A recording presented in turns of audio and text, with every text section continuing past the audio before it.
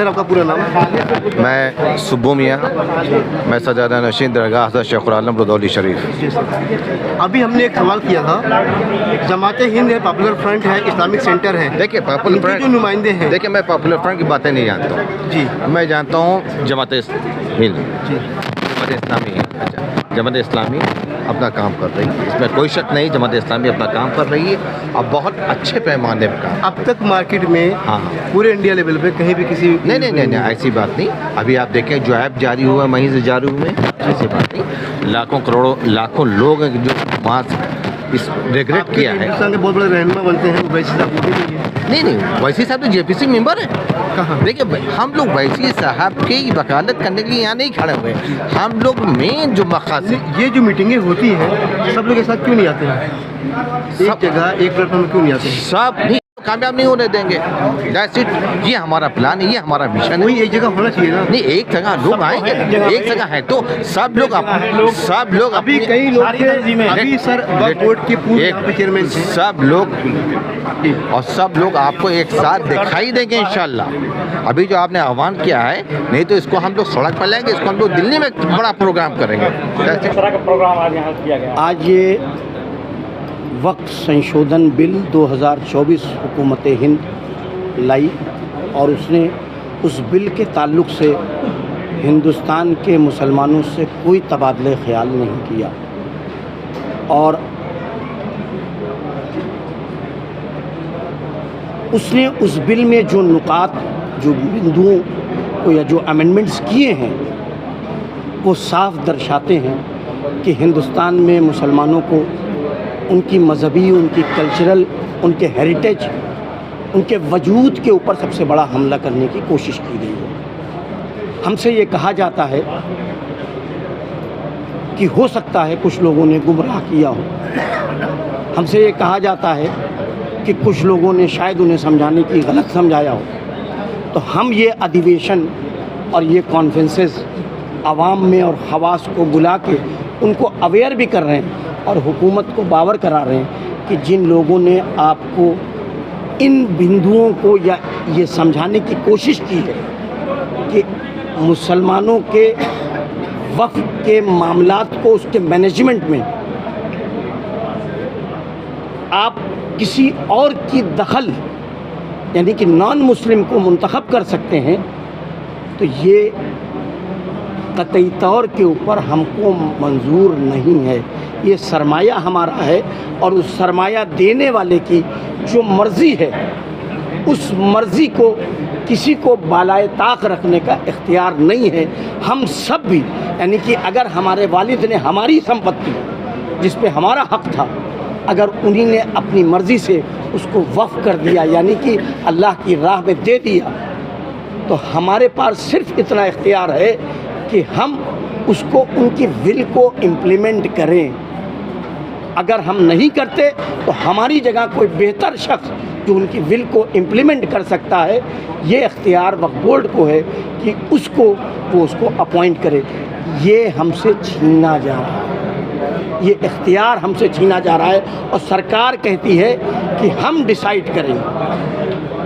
यानी कि इसको डिसाइड करने का इख्तियार मुस्लिम लॉ की रोशनी में मुसलमानों को, आप मुस्लिम लॉ को बालाए ताक रख के अगर उसको प्रॉपर्टी समझ रहे हैं तो ये प्रॉपर्टी को नहीं वक्फ किया गया है। मुस्लिम लॉ की रोशनी में अपनी आस्था के मुताबिक हमने अपनी जायदादों को एक नेक काम करने और अपने मज़हब की अशात को प्रमोट प्रोपगेट करने और इंसानियत की खिदमत के लिए दिया। संसद में ये बिल पेश किया गया, संसद से जॉइंट पार्लियामेंट कमेटी को भेज दिया गया। अब अभी रिवीजन पे चल रहा है, इसके बारे में आप क्या कहें? आप लोगों से कोई रब्ता किया गया, मुस्लिम कमेटी से कोई रब्ता किया गया, जेपीसी कोई रब्ता किया?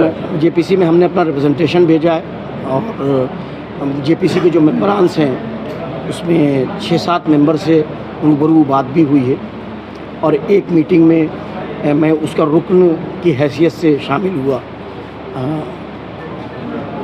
18 मेंबर्स एनडीए के हैं, 13 मेंबर्स जो हैं वो कांग्रेस यानी कि अपोजिशन के हैं। सरकार ने यहाँ पे भी बैलेंस नहीं रखा ये साफ बताता यानी है। आपको ज्वाइंट पार्लियामेंट कमेटी से भी कहीं ना मैं- कहीं इख्तिलाफ है। बेशक। दूसरा ये कि आप जब पूरा हिंदुस्तान, आपने हिजाब में पूरे हिंदुस्तान में यकजहती नहीं देखी होगी, आपने आर्टिकल 370 के ऊपर खामोशी देखी होगी, आपने तलाक के ऊपर कोई बहुत ज़्यादा उहापोह नहीं देखा होगा, लेकिन मैं पूरी जिम्मेदारी से कह रहा हूँ कि ये एक ऐसा अमल है, ये एक ऐसी कोशिश है, कोशिश ही नहीं है ये एक ऐसी कॉन्स्पिरेसी है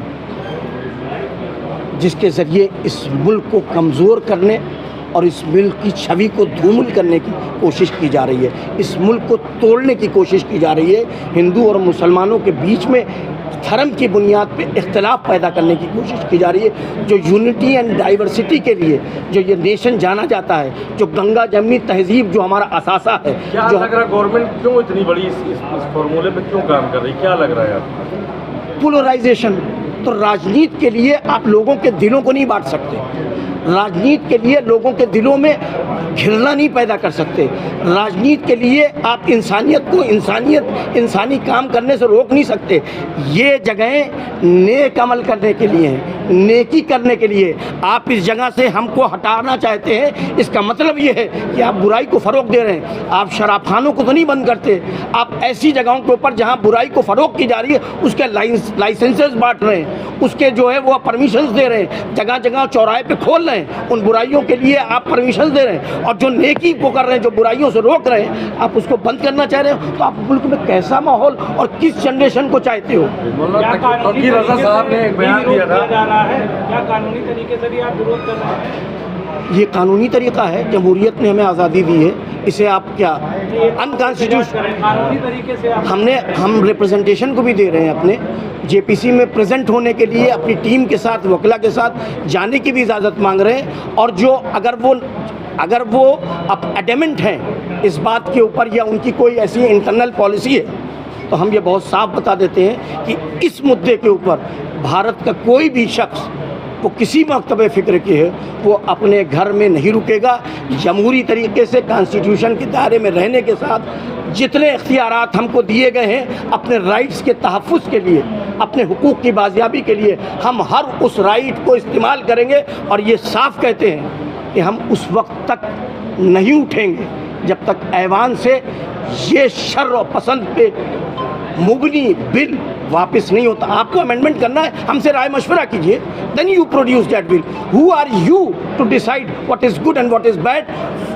how we will profess as per Muslim. शरीयत मोहम्मदी में हमें नमाज कैसे पढ़नी है आपसे नहीं पूछना है, दफनाना कैसे हमें आपसे इजाज़त नहीं लेनी है। That is our fundamental right to live. जिस तरीके से स्नैच नहीं किया जा सकता, उस तरीके से हमारी ये आज़ादी किसी के साथ नहीं खींची जा सकती कि आप मरने के बाद किस तरीके से आपके साथ व्यवहार किया जाए। ये आपका इंडिविजुअल राइट है और सरकार को हर हालत में इंश्योर करना होगा कि वो उसकी विल को इम्प्लीमेंट। अगर ये लिख के चले जाते हैं कि हम इस मज़हब के मुताबिक या ऐसे मरेंगे, तो सरकार की जिम्मेदारी है कि इनकी विल को इम्प्लीमेंट करें। तो आप उसकी विल कैसे ख़त्म किए दे रहे हैं? जिसने ये कहा है कि संपत्तियों से ये काम होगा, ख़त्म कर रहे हैं या उसको कंट्रोल करने की कोशिश कर रहे हैं। इसका मतलब ये है कि आप मदाखलत कर रहे हैं, आपकी नीयत नापाक है। और हम इसको इस तरीके से आपको बावर कराने की कोशिश कर रहे हैं। लिल्लाह हाथ जोड़ रहे हैं, लिल्लाह आप इस मुल्क को बांटने और कमज़ोर करने और इस किस्म की शर्फसंदी मत कीजिए जिससे जो है वो इस मुल्क में कियास हो या यहाँ का लॉ एंड ऑर्डर ख़राब हो या हमें आमादा होना पड़े अपने राइट्स के तहफ़्फ़ुज़ के लिए। तौकीर रज़ा साहब ने एक बयान दिया था कि आरएसएस को बैन करना चाहिए। आरएसएस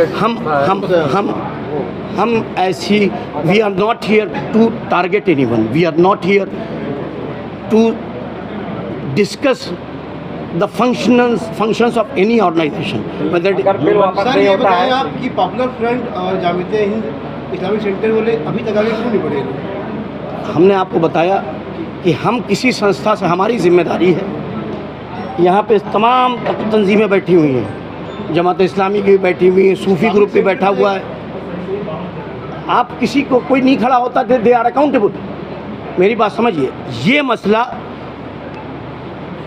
हर यानी कि जिस दिन वो पैदा होता है और जिस दिन मरता है, from cradle to the grave, माँ की गोद से लेके कब्र की लहद तक हर लम्हा ये हमारा इससे जुड़ा हुआ है। अगर सरकार बिल वापस नहीं करती है तो आप हमें जमहूरियत ने जितनी ताकत दी है कॉन्स्टिट्यूशन के अंदर अमन के साथ, हम पूरे हिंदुस्तान में विरोध करेंगे और उस वक्त तक नहीं लौटेंगे जब तक इस बिल की वापसी नहीं हो जाती। हजरत इस बिल में सारे संशोधन गलत हैं कि कुछ संशोधन गलत? उनकी नीयत जब नापाक है, जब किसी पानी में अगर बाल्टी रखी हो उसमें कोई इम्प्योर चीज़ डाल दे तो पानी इम्प्योर हो जाता है। यानी आप जो बिल लाए हैं वो बदनीयती के साथ लाए हैं, उसमें आपकी नीयत साफ़ नहीं है। अब अगर कुछ करना है आपको तो मुस्लिम सारी कम्युनिटी से, और मैंने कहा है कि मुझे 72 घंटे का वक्त दीजिए, हम पूरे हिंदुस्तान की स्टेट से जितने जिम्मेदार हैं उनको बुलाए के सरकार से बात करने को तैयार हैं। अगर सरकार की नीयत साफ़ है तो वो हमसे बात करे और बैठ के जो डायलॉग करना चाहती है वो डायलॉग कानून की रोशनी में करे।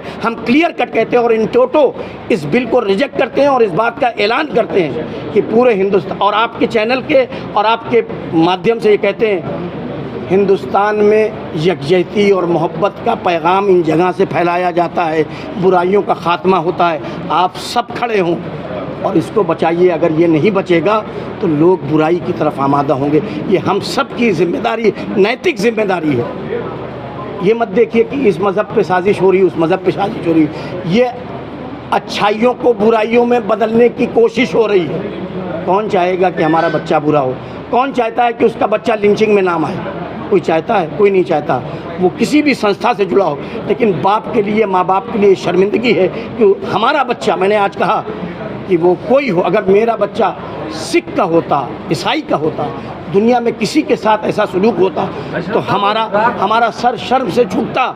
कि हम जिन जगहों को प्रेम, मोहब्बत और भाईचारे के साथ इंसानियत की बाजियाबी के लिए इस्तेमाल करते हैं, वहाँ से घिरना और किसी मज़हब के ख़िलाफ़ नफ़रत का बीज हो रहा है तो हमें उसे टेस्ट करने की ज़रूरत है, उसको टेस्टिफाई करने की ज़रूरत है। इस मुल्क में यकजहती के लिए ज़रूरत है। ड्राफ्ट जो पेश किया गया है इसको चेंजेस के लिए, क्या आपने उसको पढ़ा? उसमें कौन से? I have gone through each and every point dear, और मेरे पास सेक्शन वाइज रखा हुआ है। मैंने तीन पॉइंट्स आपको बहुत साफ से बता दिए कि नॉन मुस्लिम्स को वक्फ बोर्ड पे मुकर्रर किया जाएगा। सेंट्रल वक्फ काउंसिल के अंदर जो मेन बॉडी है जो सारे वक्फ बोर्ड के देखेगा, उसमें 4 नॉन मुस्लिम्स को मुंतखब किया जाएगा, 4 मेंबर्स। CEO जो रेगुलेटरी ऑफिशियल बॉडी है, आप सोचिए आपको 20 करोड़ मुसलमानों में से स्टेट गवर्नमेंट में काम करने वाला एक मुस्लिम अधिकारी पे विश्वास नहीं है जो आपके अधीन काम करता है, जो आपको अकाउंटेबल है। कौन सा ऐसा ऑफिसर है जो सरकार के ऊपर अकाउंटेबल नहीं होता? और अगर कोई हिंदू मुस्लिम कोई भी सरकार के एजेंडे के ख़िलाफ़, कानून के ख़िलाफ़ काम करता है तो आप उसे सस्पेंड करते हो, पेनलाइज करते हो, उसको नोटिस देते हो। तो अगर वो गलत काम करता है तो नोटिस दो। आपने मुस्लिम हटा दिया, यानी कि वहाँ पे CEO नॉन मुस्लिम होगा, और उसके बाद आप कह रहे हो कि इसके अंदर क्या चीज़ गलत है। आप वहाँ पे कह रहे हो, मतलब एक बड़ा एहतजाज आपको इसको लेकर के कि जो आप कह रहे हो कि एंट्री होगी, आप कह रहे हो बैकवर्ड को रखा जाएगा। बैकवर्ड वन लेके आए आप, उसके अंदर शर फसाद जो आप जो ये पसमानदा लेके आए हो, पसमानदा वक्फ में ले आए आप। तो वक्फ में पसमानदा कहाँ से आ गया? हमारे क्या तो हनफी, शाफई, मालिकी, हम्बली, जाफरी ये मसलक हैं। और उसके साथ हमारे तरीक़ाकार ये है कि जिस इलाके में जो लोग होते हैं, चाहे वो कुरैशी हों, चाहे वो अंसारी हों, चाहे वो शेख हों, हम तो अच्छे लोग बड़ी मुश्किल से ढूंढ पाते हैं कि नेकी का काम करें, क्योंकि वहाँ 500 रुपये देने हैं अपनी जेब से। तो भैया आओ यहाँ नेक काम करना है, झाड़ू देना है, सफाई करनी है, नेकी की दावत करनी है। वो आप उसमें भी कह रहे हो कि नहीं ये मस्जिद कुरैशी की होगी, ये मस्जिद अंसारी की होगी। Who are you? एडिशन के लिए आप हमारे में भी डिवीजन डाल रहे हो, देश में भी डिवीजन डाल रहे हो, और उसके बाद आप कह रहे हो कि क्या खतरा है इसमें।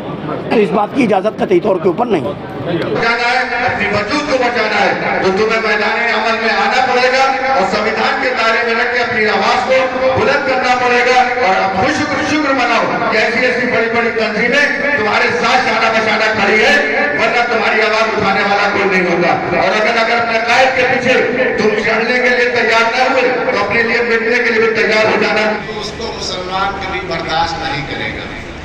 ये मसला जो खालिस मुसलमानों का दीनी और मजहबी मसला है, एक शरारत के पेश नज़र लोगों को आपस में लड़ाने के लिए इस मसले को उठाया गया है।